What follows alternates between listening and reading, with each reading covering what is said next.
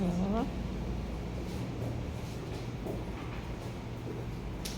y a à peu près une semaine, arrive au siège de l'association une jeune femme qui nous a appelé d'abord et puis qui nous dit qu'elle voudrait présenter son livre, un livre sur le viol. Alors malgré toute notre empressement, notre occupation sur la préparation du 8 mars, le seul mot du viol a retenu notre attention. Et nous savons pourquoi, puisque le viol, on sait comment c'est encore tabou chez nous, comment il y a la loi du silence, et comment les choses ne sont pas dites. Et même quand elles sont dites par les femmes, nous voyons bien que des fois, les victimes sont des fois culpabilisées par le questionnement, par la façon dont elles sont reçues dans les instances de police. Alors bien entendu, c'était très difficile pour nous dans la mesure où Hélène, on va présenter tout à l'heure, et par jeudi, mais il fallait absolument trouver un jour. Et nous la remercions vraiment beaucoup d'avoir sollicité l'association Culture Égalité, qui est une association féministe, qui est sur tous les fronts. Bien entendu, avec notre espace CAIFOM, nous recevons des femmes qui sont victimes de violences sexuelles. Et donc, nous sommes dit qu'il faut absolument qu'on puisse lui donner un temps de parole. Alors, c'est vrai que c'est difficile, c'est après le carnaval, le temps n'est pas la période n'est pas la plus propice, mais Hélène sera la bienvenue parmi nous. Et vraiment, merci d'avoir frappé aux portes de Culture Égalité. Et c'est avec joie que nous t'accueillons. Et nous te disons merci. Et surtout, n'hésite pas, nous sommes là pour nous permettre de comprendre ton histoire et de comprendre ce livre à corps et à cri que tu as pris quand même 5 ans pour écrire, c'est ça? Voilà. Donc nous l'avons reçu avec 2 jeunes femmes de l'association, 2 jeunes collaboratrices qui étaient très émues par cette histoire. Donc voilà, nous te donnons la parole. Et alors, Hélène est une jeune femme d'origine haïtienne. Vous connaissez notre sensibilité avec le pays d'Haïti, notre amour pour Haïti. Et aussi, alors elle vit en France, c'est une journaliste, c'est une communicante, elle a une agence de communication, elle travaille dans une agence de communication, c'est une personne très éduquée. Et on félicite sa mère qui est là aujourd'hui avec elle, qui vit en Martinique, sa tante, et toute la famille est là pour l'accompagner ce soir pour cette conférence un peu intimiste, mais c'est pas grave. Nous sommes très très contents de te recevoir. Merci à toi. Bonsoir à tous, à toutes. Je remercie Georges pour cette présentation et pour l'organisation de ce moment. J'ai l'habitude de dire que ce n'est pas le nombre de personnes qui compte. Ce qui compte, c'est de marquer l'instant. C'est vrai que quand je suis arrivée à la Martinique, je suis passée dans quelques médias et j'essayais de voir comment je peux, ne serait-ce que organiser quelque chose avant mon départ. Quand on m'a parlé de l'association Culture Égalité, je me suis dit pourquoi pas, parce que ce sont des combats dont moi-même je suis sensible et qui me tiennent à cœur. Donc, comme vient de l'expliquer Georges, j'ai mis 5 ans à écrire à corps et à cri. D'accord.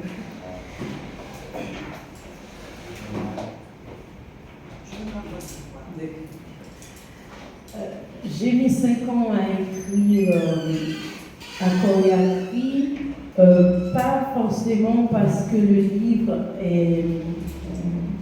a une épaisseur énorme, comme vous pouvez le voir, c'est un livre de 90 pages à peu près, mais parce que tout simplement, quand on a été victime de viol, on a ce questionnement-là.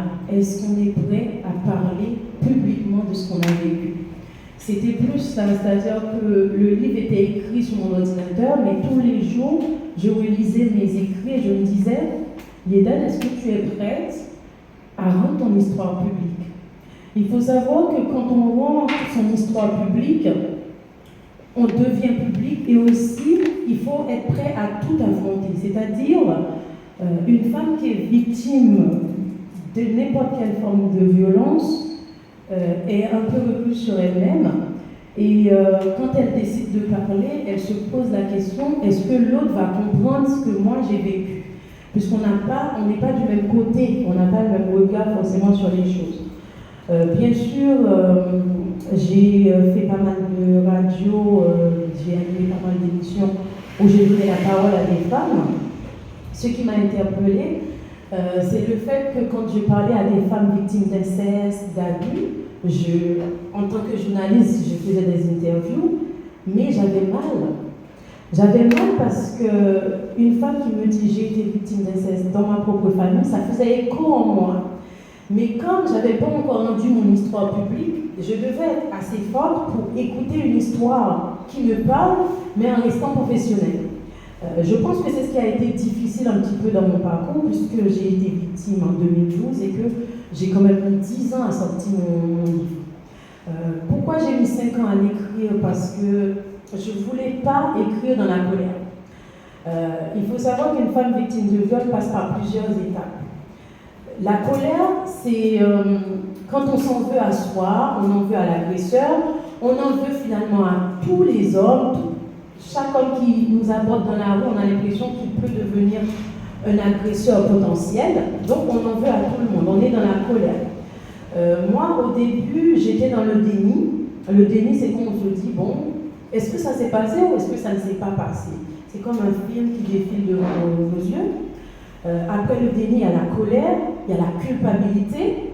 Après, pour arriver à se dire, oui, la victimisation, parce qu'on se sent victime, pour aller à la résilience et la cicatrisation, à l'acceptation de ce qu'on a vécu. C'est très, très, très long. C'est pour ça que j'aime dire que quand on a quelqu'un dans notre entourage qui a été victime, la famille est importante, son rôle aussi. Parce que quand on est proche de victime et qu'on dit à la personne, il faut y aller, il faut passer au travers de ça, la personne qui est victime entend, tu ne comprends pas ma douleur, finalement, pour toi c'est simple de dire ça, c'est plus facile à dire qu'à faire. Voilà ce que l'autre écoute, tu ne comprends pas. Parce qu'une femme qui est victime, que ce soit de viol, d'agression, d'abus, de propos injurieux ou autre, elle est dégradée en elle-même, elle a besoin de ce temps-là pour cheminer avec ce qu'elle a vécu. Et souvent, les proches des victimes ne comprennent pas ce temps et n'accordent pas ce temps. C'est-à-dire, on est dans une société, nous les Noirs en général, où il faut être forte tout le temps. On nous exige d'être forte, mais quand on passe par le pire, là encore on nous demande d'être forte sans nous laisser le temps de guérir, de nous soigner, de cheminer et de franchir chaque étape, les uns après les autres. Parce que, bien évidemment, À corps et à cri, c'est un livre qui est autobiographique parce que je raconte ma vie, ma jeunesse en Haïti, mon arrivée à la Martinique où j'ai vécu des années, et aussi mon expérience avec la maternité.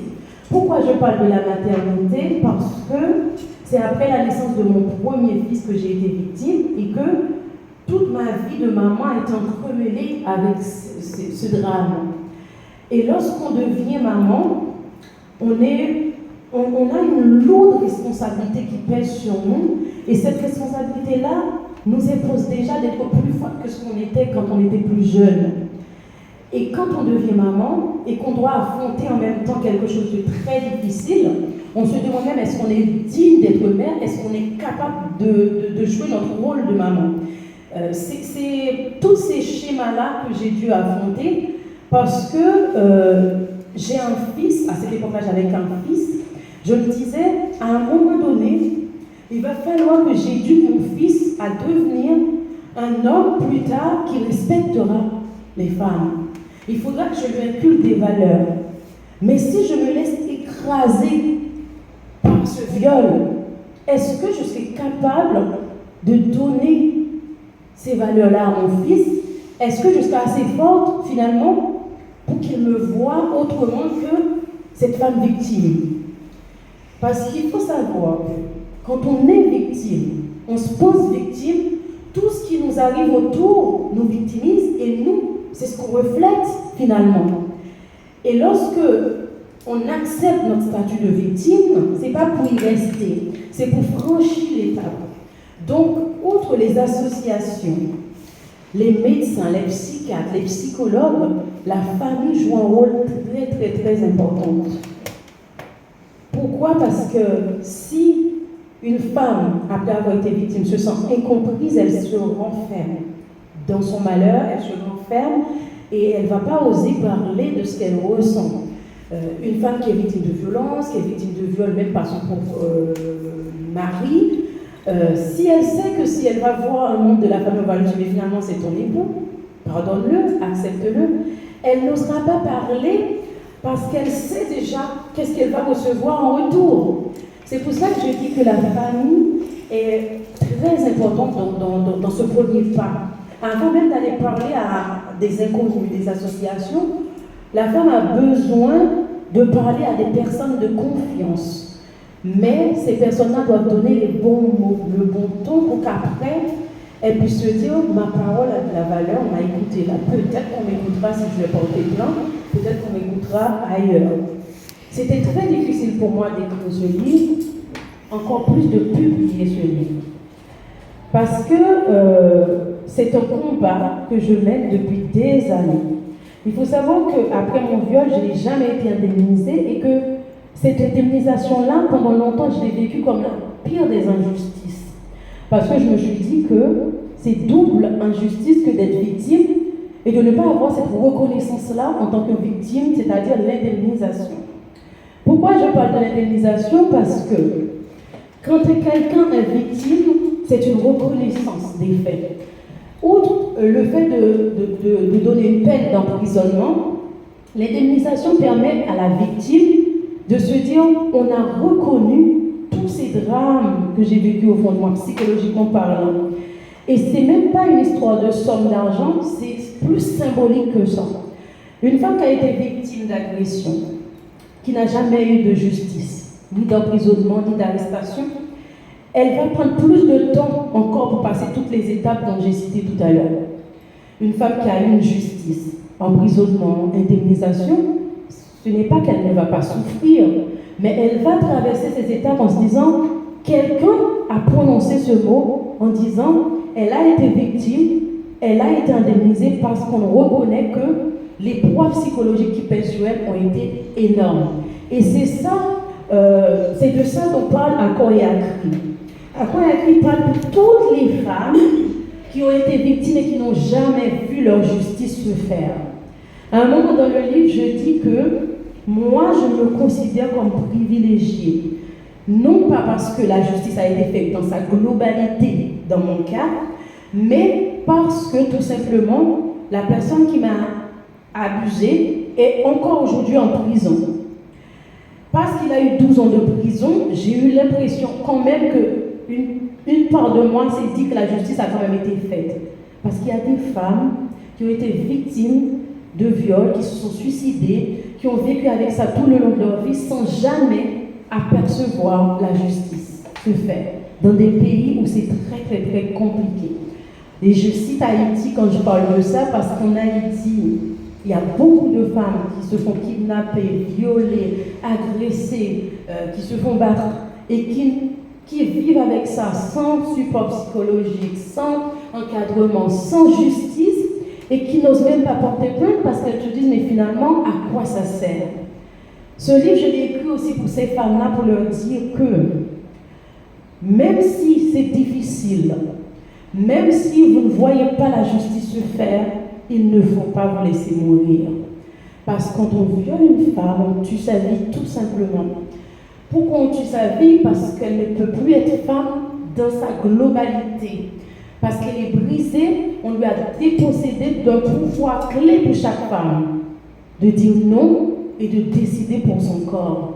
C'est pour ça que dans ce livre, je parle à toutes ces femmes et je dis finalement, chaque femme qui a vécu ces genres de drames a besoin d'être écoutée, mais aussi a besoin de savoir qu'il y a une vie au-delà de ça.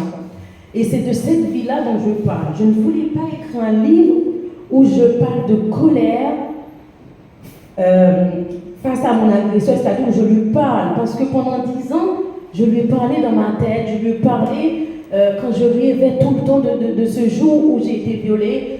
Je lui ai parlé tout le temps dans mon journal intime, dire s'il est en face de moi, que lui aurais-je dit. J'avais pas besoin de lui parler dans ce livre. J'avais besoin de parler pour les femmes. J'avais besoin aussi de parler pour ceux qui défendent les femmes, pour les familles des victimes, pour leur dire, vous êtes importants. Vous êtes tous importants. Parce qu'on ne guérit pas d'une telle situation, on vit avec. Même quand on devient cette femme qui est forte, dure, cicatrisée, on n'est pas guéri, on vit avec. Et parce qu'on vit avec, on a besoin tout le temps de la compréhension, des temps de solitude, des moments où on a besoin de s'isoler, parce que c'est la date d'anniversaire d'une agression, parce qu'on n'a pas besoin de parler.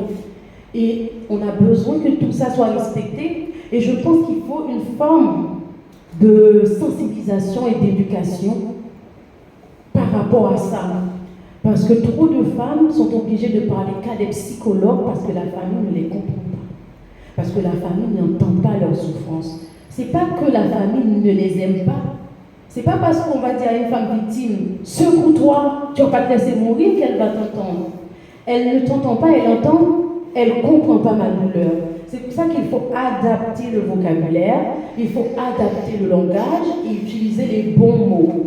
C'est ce dont parle ce livre. À un moment donné, il faut se dire que tant qu'il y aura des victimes, il faudra des voix pour dire stop, il faudra que le combat devienne le combat de tous. Parce que chaque jour, chaque heure, chaque minute, une femme se fait agresser quelque part dans le monde. Finalement, ce n'est pas un combat de femmes par les femmes pour les femmes, c'est un combat général, international. Parce que la violence faite aux femmes, c'est tous les jours. Parce qu'on a lu notre télé, on entend féminicide, meurtre, viol, on est obligé de se dire que ce combat-là, toutes les associations qui mènent ce combat et tous ceux qui sont sensibles à ce combat ont raison, parce que tant qu'il y aura des victimes, il faudra continuer. Et c'est pas, j'aime dire ça aussi, c'est pas parce que beaucoup d'entre nous, on me traite de féministe. Quand je dis on me traite de féministe, attention, c'est pas une injure, le mot féministe. Quand on me dit Eden, tu parles que des histoires de femmes, t'es féministe, merci. C'est pas une injure. Parce que il faut des voix pour défendre les femmes. Donc, si on est des féministes, ok, puisque le combat qu'on mène est essentiel pour la bonne marche de la société, puisque le combat qu'on mène aujourd'hui est nécessaire et vital, qu'on soit tous féministes, et alors, c'est comme ça que j'ai l'habitude de répondre, parce que depuis que j'ai écrit ce livre, je me suis fait des amis, je me suis fait des ennemis, tout, parce que quand on dit stop aux violences faites aux femmes, tout le monde n'aime pas ça. Ceux qui battent leurs femmes ne vont pas nous applaudir.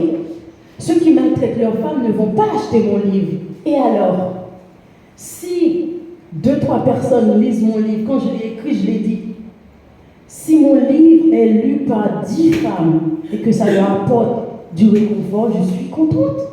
Ce n'est pas le nombre d'exemplaires vendus finalement, c'est que ce livre est un symbole pour moi pour dire que je ne suis pas restée avec cette histoire dans un tiroir.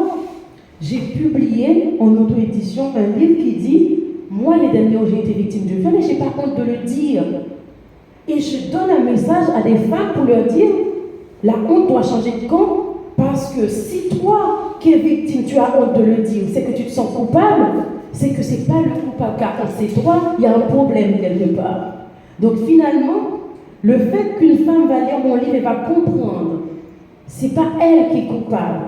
Elle a le droit à la parole. Elle peut libérer la parole quand elle se sent prête. C'est déjà, pour moi, une récompense en soi. Donc, je suis contente ce soir d'être devant vous, de parler de cette histoire. Bien sûr, je ne vais pas parler en large et en long, puisque sinon vous n'allez plus lire le livre. Mais ce que je veux dire, c'est que le message clé de mon livre, ce n'est pas de la haine, ce n'est pas de la violence, ce n'est pas du ressentiment. C'est un message pour toutes les femmes, pour leur dire de regarder au-delà. Au-delà du viol, il y a une vie. Il y a quelque chose qui est possible. On peut reconstruire sa vie. Je ne dis pas aux femmes qui n'y arrivent pas de se sentir coupables. Je leur dis, c'est possible. Moi, je l'ai fait. Vous, avec le temps, peut-être que vous pouvez y arriver. Je ne leur dis pas demain, après avoir vécu un viol, vous allez aller travailler, être une femme autoritante, aller vous occuper de vos enfants. Je leur dis tout simplement, regardez en disant, j'ai mis du temps, mais voilà, vous aussi, donnez-vous du temps. Donc, c'est sur cette phase que je vais m'arrêter. Aussi, je remercie les personnes qui soutiennent les femmes victimes. C'est important.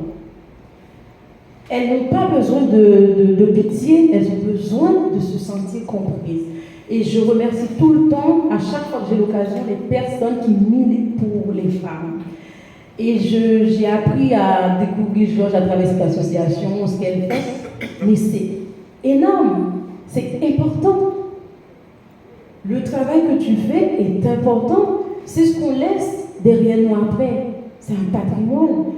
Quand je vais mourir, le livre sera toujours sur Amazon, il sera toujours en vente. Quelqu'un, quelque part, va lire que oui, on peut traverser ça. Et c'est tout ce qui compte finalement. C'est pour ça que je dis aux jeunes filles, je dis aux parents surtout, éduquez vos enfants à être des femmes fortes, éduquez vos enfants comme des futurs leaders, parce que vous ne savez pas à quoi elles peuvent faire face demain. Si demain elles se retrouvent face à une situation, qu'elles puissent tenir debout, éduquer des futurs leaders, des femmes qui ne vont pas se courber, qui ne vont pas accepter l'inacceptable. Merci à vous.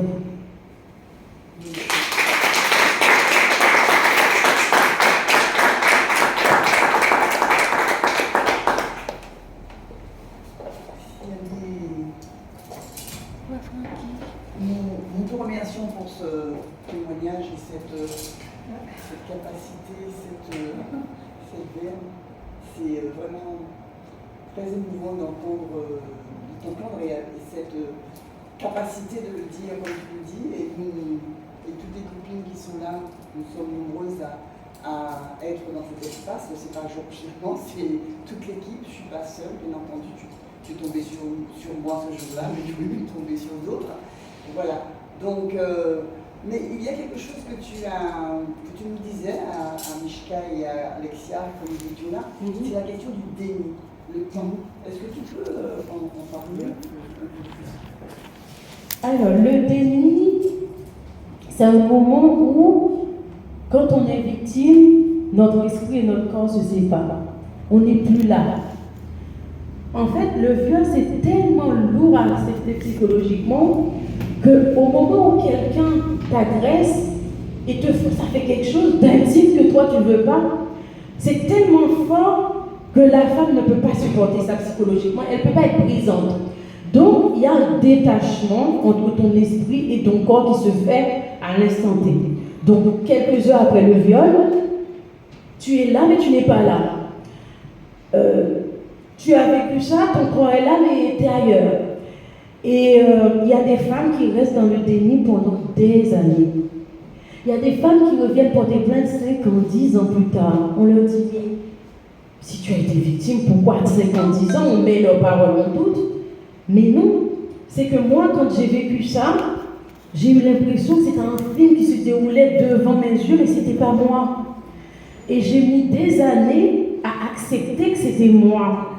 Et pendant ces années-là, il y a des femmes qui ne portent pas plainte, il y a des femmes qui ne vont pas voir un psy, qui ne se font pas soigner, il y a des femmes qui ne vont même pas le dire aux proches, qui vont garder en elles-mêmes ça parce c'est pas qu'elles n'acceptent pas, c'est qu'elles sont dans le déni, c'est trop lourd psychologiquement. Et leur esprit n'a pas encore accepté la réalité. Et il peut se passer du temps. Moi, ça a été pendant 2 longues années où les dossiers étaient là, les appels étaient là, on m'envoyait des courriers pour me dire on a arrêté, il va passer devant le juge. Tout ça, c'était tellement abstrait, c'était comme un film, c'était pas moi. Avant que j'accepte que je l'ai vraiment vécu, c'est là que j'ai été voir des psys. C'est-à-dire pendant 2 ans, 2 ans et demi, j'ai pas vu de psy. Les premiers qui m'ont suivi, c'était tout de suite après pour tout ce qui est médico-légal, pour les enquêtes. Mais moi, personnellement, une fois que l'enquête était terminée, je ne me suis pas dit, je vais aller consulter un psy, je vais prendre rendez-vous. Pour moi, ce n'était pas nécessaire puisque mentalement, j'acceptais pas, enfin pas que j'acceptais pas, je niais ce qui s'est passé. C'est un moment que beaucoup ne comprennent pas aussi. Parce que ils se disent, si tu as vécu quelque chose, comment tu peux le nier?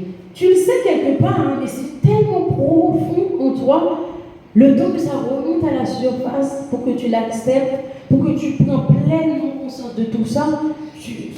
Je ne vais pas appeler ça du retard. Tu mets 2 ans, 3 ans, 4 ans, et ça t'arrive comme une gifle. Et c'est comme si tu te fais violer ce jour-là. Si c'est 3 ans après qu'elle sort de son déni, c'est là qu'elle va pleurer. C'est là qu'elle va déchirer ses vêtements. C'est là qu'elle va cauchemarder. C'est là qu'elle va tout prendre. Et c'est très, très, très difficile. Puisque c'est là qu'elle va peut-être porter plainte ou pas. C'est là qu'elle va peut-être le dire à quelqu'un de très, très proche. Tout va se faire comme si, à l'instant T, ça venait de se passer alors qu'il y a 2 ans, 3 ans. Mais ce temps-là, la victime ne l'a pas vu passer. Il y a des victimes, dans ce moment de déni, qui vont faire n'importe quoi. Qui vont tellement plus se donner de la valeur, qui vont faire n'importe quoi de leur vie. Il n'y aura pas trop de contrôle. Elles sont là, comme ça. Comme si c'était des personnes qui vagabondaient comme ça dans la vie, mais sans vivre réellement, parce qu'elles sont dans un état psychique qu'on appelle le déni. Et ça, c'est un moment très, très, très compliqué.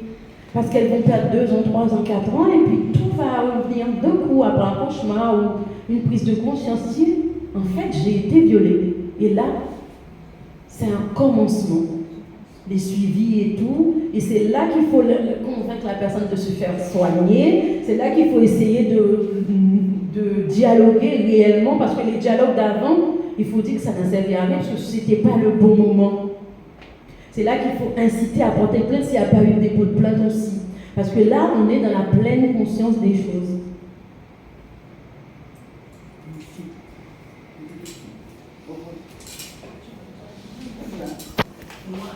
Merci de ce témoignage. Merci de ce témoignage. Et puis moi, je trouve vraiment tellement plein d'histoires de nous. Alors, moi, je suis aussi à l'association. Et Maggie et moi, nous appuyons les femmes, nous sommes plutôt, les accompagnatrices des femmes victimes de violences qui viennent voir. Et vous parlez là de situations de viol. Et toutes les situations que nous rencontrons, c'est des violences conjugales ou d'autres types de violences. Je passe par ces étapes-là en fait, c'est ça. Et ces étapes qui sont longues, qui sont douloureuses. Vous parlez de déni, vous parlez de ça. On a l'inceste, on a reçu il n'y a pas très longtemps une jeune fille victime d'inceste. En fait, quand on la voyait, nous-mêmes qui connaissons en fait cette structuration, nous connaissons l'évolution, on était quand même troublés, on était troublés de voir. Sur les uns, ça a des contractions, c'est rire et tout ça, qui nous racontait une histoire mais tellement douloureuse. On se demandait, il y avait une espèce de distanciation entre ce qu'elle nous racontait et ce qu'elle nous présentait. Et donc ça, on le vit effectivement. Et c'est important, alors vraiment c'est important que ce livre est paru pour que justement elles puissent se rendre compte en fait qu'elles ne sont pas... Parce qu'elles se culpabilisent en fait de ne pas avoir porté plainte, de ne pas avoir fait ce qu'il fallait, mais pour qu'elles comprennent en fait les différentes étapes qu'elles vivent. Dire que les étapes que tu vis, ce sont des étapes normales, et que ça, qu'on donne le nom. Donc on a un petit peu parlé, vous avez parlé de la question de la justice, soit la seule réparation possible. C'est-à-dire qu'il faut arriver à se réparer soi sans penser que c'est la justice qui va réparer. Parce que on leur dit, vous n'allez jamais être satisfait. Il ne va jamais avoir assez d'années de prison. Il ne va jamais avoir assez à payer par rapport à ce qu'on a vécu. Et si vous attendez que réparation soit faite sur le plan de la justice pour aller mieux, ça va pas se faire. Donc vraiment trouver le moyen qu'elles aillent mieux, qu'elles se réparent autrement qu'en attendant un résultat de la justice. C'est pas la justice, c'est pas toujours une justice réparatrice. C'est important parce que souvent, la justice n'existe même pas. Souvent, la personne n'est pas condamnée. Donc, si la guérison était, ou le fait de revivre après un viol était conditionné que par ça, on aurait perdu beaucoup de femmes. On aurait perdu beaucoup de femmes parce que parfois la peine n'est pas assez comparée à ce qui est subi comme dommage psychologiquement parlant. Et c'est très compliqué. Il faut savoir que l'histoire que je raconte dans ce livre se passe aux États-Unis et que le système est différent du système français. Et que pour moi, ça a été la langue, les différentes cultures, puisque là-bas, les choses ne sont pas présentées de la même manière, et aussi les systèmes. Quand on est victime à l'étranger, on doit faire face aussi à des systèmes qui ne sont pas comme le système français. Il faut comprendre les législations, c'est très, très, très, très, très difficile. Donc, effectivement, pendant longtemps, j'ai attendu, justement, dans ma colère, qu'on me rende justice pour aller mieux, parce que j'étais en colère. Et j'ai dû supprimer pas mal de chapitres de mes écrits parce que j'étais trop en colère. C'est pas ça que je voulais donner comme message. Puisque si j'écrivais dans la colère, finalement les victimes n'auraient pas trouvé ce message que moi je veux que chaque victime trouve à travers le livre. On ne peut pas s'attendre sur la justice pour encadrer, soigner et que ces victimes se sentent mieux, tout simplement parce que la justice n'est pas à la portée de tous. Et la justice n'est malheureusement souvent pas pareille pour tous. Parfois, il y a des personnes qui vont vivre la même chose que nous, dans d'autres contextes, ou qui ont une situation différente que nous, qui auront une justice que nous, on n'aura jamais. Et malheureusement, il faut faire avec parce qu'on est dans une société qui prône la justice et qui, en même temps, continue à creuser les inégalités. Et qu'une femme qui, malheureusement, vit dans des situations précaires, ne va jamais pouvoir prétendre à la même justice qu'une femme qui peut-être est dans une famille aisée, qui peut payer des avocats, etc. Donc, conditionner l'évolution ou la guérison d'une femme victime à la justice seule, non, ce serait une erreur. Mais la femme victime ne va pas l'entendre tout de suite comme ça. La femme victime, elle demande des choses, mais elle a le droit. Puisqu'il y a les lois qui existent, elle a le droit de crier sa colère, de demander justice. Le problème, c'est que si elle s'arrête dans cette colère-là, elle va passer à côté de sa vie. Et ça, à un moment donné, elle n'aura pas besoin que quelqu'un lui dise, elle-même, elle va se rendre compte toute seule que la colère, pendant un temps, d'accord, ça s'exprime. Mais à un moment donné, il faut passer au-delà de cette colère, arriver à cette étape où on se dit, d'accord, j'accepte d'avoir vécu ça, c'est l'acceptation. Et l'étape de l'acceptation, c'est le plus loin. On n'arrive pas à cette étape-là du jour au lendemain. Tant qu'elle n'a pas fait cette étape d'acceptation, elle ne va pas accepter que la justice a bafoué ses doigts, elle ne va pas digérer que la justice n'a pas été faite dans son cas. Et quand elle aura trouvé cette paix qui va avec l'acceptation, elle va accepter que, ok, la justice a peut-être merdé, mais moi je ne vais pas morfondre toute ma vie, je vais sortir de cette victimisation pour aller au-delà. C'est ce qu'on appelle la résilience.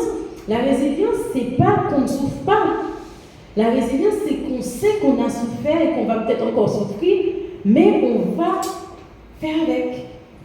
Et c'est pas facile d'arriver à cette étape-là. Et justement, le travail des associations, des psychologues, des accompagnateurs, accompagnatrices, c'est d'aider les femmes à en arriver là. C'est pas d'oublier, on n'oublie pas. C'est d'en arriver là, à vivre. Parce qu'on arrive à l'acceptation. On respire, on organise sa vie avec peut-être des périodes de dépression, avec peut-être des moments où on va se sentir pas bien. Par exemple, moi, j'aime le dire dans mes échanges, jusqu'à maintenant, 10 ans plus tard, je ne supporte pas que quelqu'un marche derrière moi. Si je suis dans la rue, j'ai l'impression que quelqu'un marche derrière moi, je ralentis, il faut que j'ai une visibilité sur tout. Ce sont ce qu'on appelle des séquelles. Et il faut vivre avec. Mais ça ne m'empêche pas de sortir à 18-19 heures. Alors qu'avant, je ne sortais pas à 18-19 heures. Ce sont des étapes. Et c'est important, quand une femme victime dit « j'ai peur de sortir à 19 ans, de ne pas rigoler, de dire ouais, c'est passé, c'est fini, non. Elle en est encore là. Accepter qu'elles sont encore là. Le jour où elle pourra sortir à 19h, 21h, 22h, ok. Le jour où elle pourra s'habiller en rose, en rouge et pas en noir pour ne pas se faire remarquer, ok. Il faut toujours faire en fonction de la personne victime parce que c'est elle qui sait comment elle se sent finalement.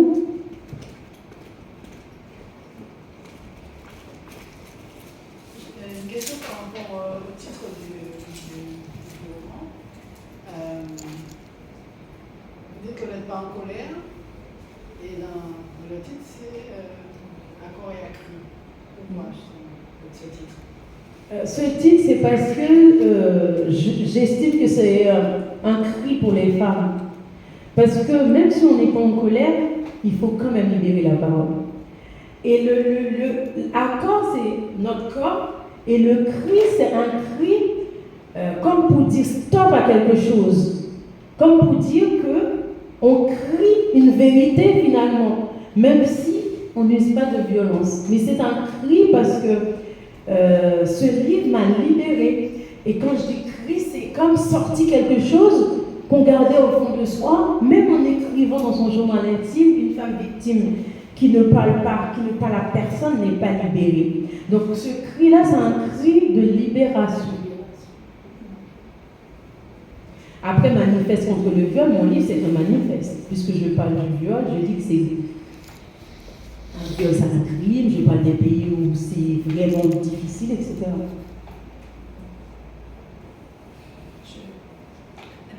Juste une précision.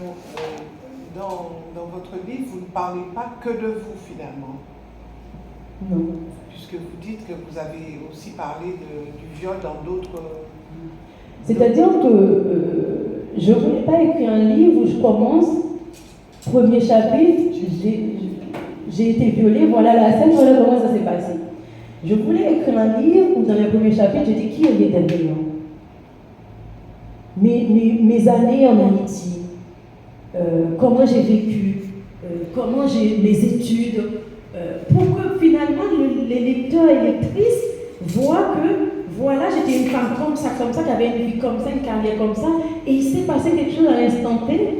Et finalement, sur un chapitre et demi, je décris la scène, mais je ne m'arrête pas longtemps sur la scène parce que je ne voulais pas trop faire éloge de ce violeur. Finalement, je voulais raconter la scène et les autres chapitres de mon livre m'arrêtaient sur nous, notre état de victime, et aussi qu'est-ce qu'il faut faire, comment il faudrait faire selon moi, puisque moi c'est juste une opinion bien sûr, mais je le dis dans ce livre, il y a tellement de femmes qui ont combattu, qui ont lutté pour nous, pour nos droits, et je parle des droits de vote, je parle de pas mal de choses. Je me dis finalement, moi ce que je fais là, c'est pas une révolution, puisque tant d'autres femmes ont fait tant d'autres choses avant moi. Ce que je fais là, c'est vraiment mon regard de victime, et je mets un zoom dessus pour, au lieu de dire le viol, de parler de quelque chose finalement qui est noir, puisque c'est dur de parler de viol,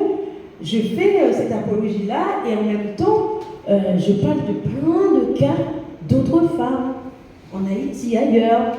Et le message, c'est juste pour dire que ceux qui auraient pu me déshumaniser, m'a rendue plus forte, et j'ai cet espoir dans l'humanité qui fait que même si j'ai été victime de quelqu'un qui avait 25 ans, que j'ai dit non, ne fais pas ça, que j'ai dit non, j'ai un bébé de 4 mois après une césarienne, j'ai été violée.